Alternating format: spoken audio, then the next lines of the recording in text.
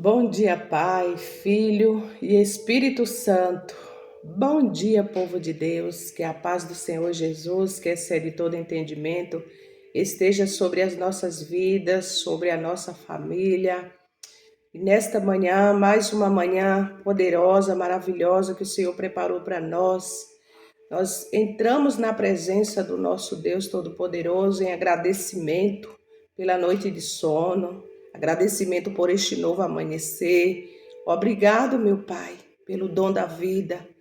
Gratidão por tudo que o Senhor tem nos proporcionado. Nesta manhã eu quero consagrar tudo que nós estamos fazendo e vamos fazer. Nós consagramos a nossa vida, nossa família, nosso trabalho, nossos patrões. Nós consagramos ao Senhor. E nesta manhã vamos pedir ao Espírito Santo que Ele esteja na direção de tudo em nossas vidas, que Ele vai adiante de nós, despedaçando todos os ferrolhos de bronze, que o Senhor quebra os laços, despedaça a lança, que Ele venha queimar carros no fogo e que nós venhamos aquietar e saber que o Senhor é Deus. Amém? Que os enfermos sejam curados, libertos, transformados para a honra e glória do Senhor e para o bem da igreja. Aleluia! E nesta manhã o nosso pãozinho diário está no Evangelho de João, capítulo 3, os versículos do 13 ao 21, que vai nos falar acerca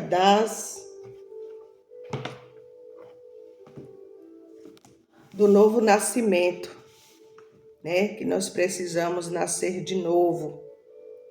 E ninguém subiu ao céu, senão o que desceu do céu, o Filho do homem que está no céu. E como Moisés levantou a serpente no deserto, assim importa que o Filho do homem seja levantado, para que todo aquele que nele crê não pereça, mas tenha a vida eterna. Louvado seja Deus. Aleluia. Porque Deus amou o mundo de tal maneira que deu seu Filho unigênito, para todo aquele que nele crê não pereça, mas tenha a vida eterna. Porque Deus enviou seu Filho ao mundo para que condenasse não para que condenasse o mundo, mas para que o mundo fosse salvo por ele. Quem crê nele não é condenado, mas quem não crê já está condenado, porquanto não crê no nome do unigênito Filho de Deus. E a condenação é esta: que a luz veio ao mundo, mas os homens amaram mais as trevas do que a luz, porque as suas obras eram más. Porque todo aquele que faz o mal aborrece a luz e não vem para a luz, para que as suas obras não sejam questionadas. Mas quem pratica a verdade vem para a luz, a fim de que as suas obras sejam manifestas, porque são feitas em Deus. Louvado seja o teu nome, Senhor. Então nós já estamos aqui, né? Jesus, ele não veio condenar, né? Ele veio para trazer a salvação ao mundo, mas nem todos querem essa salvação. Nem todos querem andar na luz. Quando nós lemos a palavra do Senhor e explicamos o que Jesus quer falar, nós também não estamos condenando, né? Eu não estou aqui para condenar ninguém, mas para falar a verdade. Jesus não condenou, mas ele é a verdade. Jesus Cristo é a verdade que liberta, né? E conhecereis a verdade, e a verdade vos libertará, né? E aquele que crê em Jesus não perece, tem vida eterna. Pode passar problemas aqui nesse mundo? Tem, porque ele disse que no mundo nós teríamos aflições. Mas ele disse: tenham bom ânimo, porque assim como ele venceu, nós também vamos vencer este mundo, né? Sabemos que os dias, as coisas que acontecem são práticas, né, horrendas aos olhos de Deus, mas não vamos ser nós mais um a praticar. Não vamos ser mais um para querer viver na escuridão, né? E quando nós estamos com os nossos olhos espirituais fechados, nós vivemos na escuridão.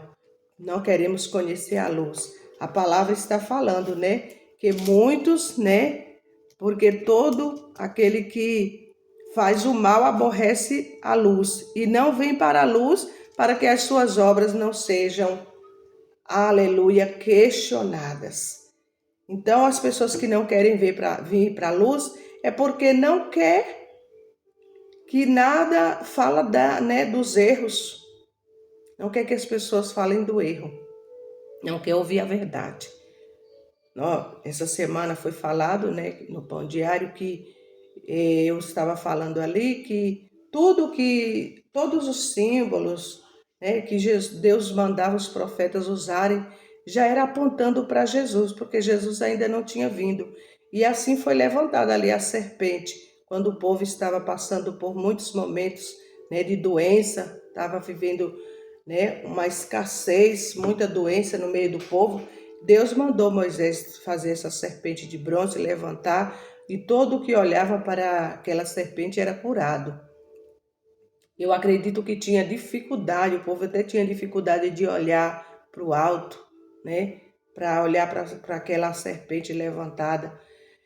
Mas era só por um pouco de tempo, até o povo ficar bem. Não era para permanecer, mas a teimosia do povo permaneceram adorando a imagem. Passou de um símbolo para cura, para adoração, né? Agora eles não olhavam, mas eles adoravam, veneravam, né? E tal prática Deus sempre condenou. Ele não, quando Deus mandava fazer algo, um símbolo, não era para permanecer. Como Jesus, né? Foi levantado no madeiro, mas ele não permaneceu no madeiro. E quantos hoje, e nós, né? Quantos de nós hoje está na mesma prática, né? Quando aquela serpente foi levantada, não era para permanecer naquele madeiro, era só para o povo ficar bem e o povo permaneceu. Jesus foi a mesma coisa, foi levantado e ele saiu dali, enterraram, né? Colocaram ele no túmulo, mas ele também não está no túmulo, ele ressuscitou. E quantos, né? Não tenho nada contra, mas eu vou falar assim o que eu acho também, porque cada um tem sua forma de pensar a respeito do evangelho, né? O que é verdade, mas pensamento, né, da gente é da gente, né? Não vou criticar a prática de ninguém, mas o que eu imagino é que às vezes quando a pessoa vai lá em Israel, fica lá orando, olhando para o túmulo, está também fazendo a mesma prática. De alguma forma está idolatrando um túmulo que Jesus não está mais lá. Ah, eu vou para Israel, né? Deus que me perdoe, né? Mas se eu tivesse condição, era uma das coisas que eu poderia até ir para conhecer, não para idolatrar túmulo que Jesus não está mais lá. Ah, porque eu vou andar na terra que Jesus andou. Jesus está aqui também. Está aqui no Brasil, está na minha casa, está na tua casa, está na minha vida, está na tua vida. Se é para adorar Ele, adore onde você está. Faça o teu altar de adoração. Não com prata, nem com ouro, nem ídolos.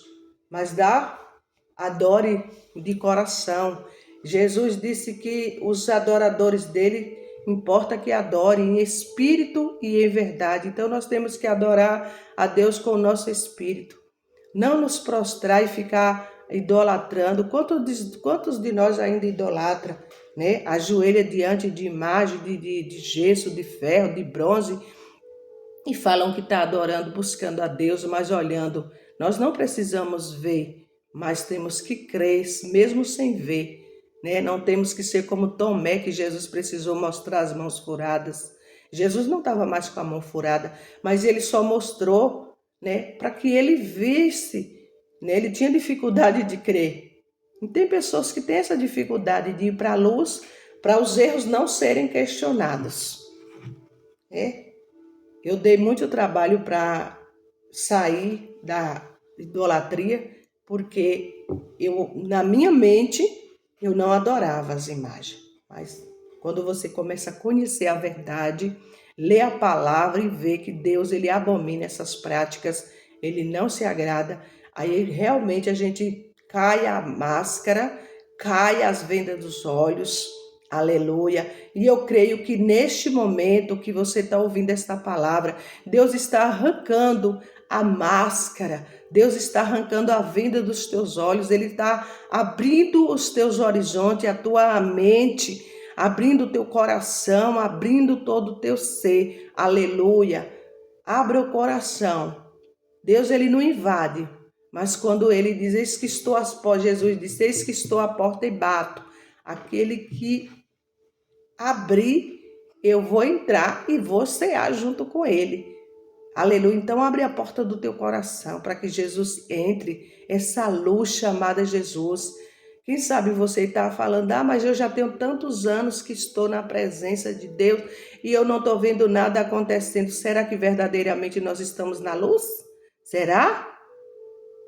Ou nós temos que realmente arrancar a capa, arrancar a venda dos olhos, tirar a trave que está no nosso olho para depois a gente enxergar o cisco que está no olho do irmão, do próximo. Glória a Deus. Então não vamos fazer vista grossa, né? Para que os erros não sejam questionados, mas vamos abrir o coração. Aleluia, glória a Deus. Santo, santo, santo. Esse texto nos explica acerca do novo nascimento espiritual e a relação entre a fé em Jesus e a salvação. Jesus revela a Nicodemos que para entrar no reino de Deus é necessário nascer de novo. Aleluia. Esse capítulo 3 começa com essa história de Nicodemos, do encontro de Nicodemos com Jesus, né? E eu sempre falo que eu amo essa passagem de João, porque foi a passagem a qual eu me converti ao evangelho verdadeiro, genuíno de Jesus Cristo. Aleluia, quando Jesus falou para Nicodemos que ele precisava nascer de novo, mas não é o nascimento, né, não fisicamente, mas do Espírito. O amor de Jesus é demonstrado ao enviar seu Filho, né? O amor de Deus é demonstrado ao enviar seu Filho Jesus, para todo que nele crê, tenha a vida eterna. Buscar a verdade é se aproximar de luz, é o caminho para a salvação e a vida eterna. Aleluia. Então, temos que buscar essa salvação, o caminho para a vida eterna. Louvado seja Deus. Venha você também, sai da escuridão. Aí você diz, mas eu não estou no escuro. Fisicamente não, mas espiritualmente, muitas das vezes nos encontramos no escuro, sem saber que rumo tomar, né? Sem saber ter certeza da salvação, que essa certeza só quem nos dá é o Espírito Santo de Deus, né? O Evangelho de Jesus, o Evangelho de João é um farol de luz no mundo de trevas. Nele lemos para que todo que nele crê não pereça, mas tenha a vida eterna. Descobrimos que quem ouve minha mensagem, Jesus, e crê naquele que me enviou, Deus Pai tem a vida eterna, né? Então, quem crê em Jesus, que foi enviado para o Pai, tem a vida eterna, né? Não aqui neste mundo, vamos permanecer aqui, não. Quem morre para o mundo, nasce para Cristo. Aleluia. Por isso que Paulo diz que morrer para ele era lucro, porque ele estava morrendo para o mundo, a carne dele, mas o Espírito estava vivificado em Cristo, na eternidade. E ouvindo Jesus dizer, eu sou o pão da vida, quem vem a mim nunca mais terá fome. Aleluia. Esse pão, a palavra, por isso que, né, o título dessa leitura diária é pão diário, porque Jesus disse, eu sou o pão. Quem se alimenta não mais tem fome, né? A fome espiritual é saciada. Nós temos fome sim, fome física, como, né, todos os dias temos que alimentar nossa carne, com o alimento, tomar água, mas a nossa vida espiritual tem que ser regada com esse pão, né? E esta água, a água que jorra dessa fonte, né? Porque a Bíblia Sagrada, dela jorra uma fonte inesgotável. Aleluia, a palavra de Deus, a palavra que nos vivifica e nos edifica. Louvado seja Deus.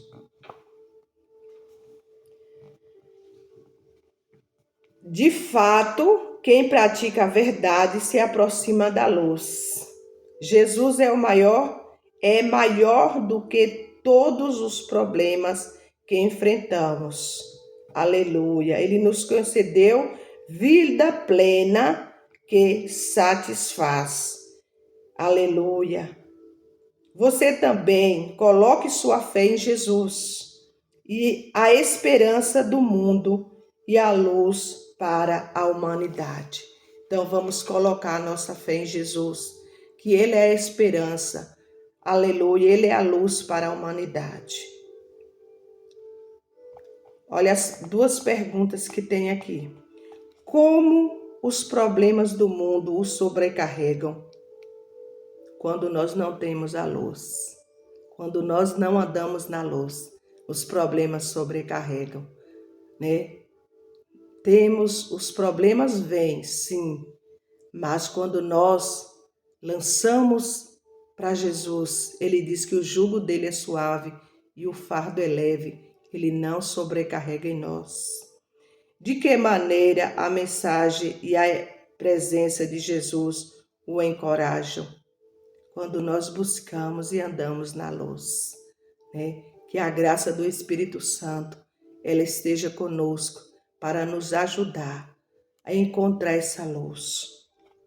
É o Espírito Santo que convence o homem do pecado, que ele venha nos convencer a todo momento que nós somos falhos, pecadores e que precisamos da intervenção divina. Aleluia. Oremos. Querido Pai Celestial, obrigado pela esperança encontrada em Teu Filho. Obrigado por ter enviado o Teu único Filho para morrer por nós. Aleluia. Obrigado, meu Deus. E que todos tenham um sábado abençoado, cheio da presença do Espírito Santo. E que a luz que chama Jesus esteja sobre todo o teu ser. Amém?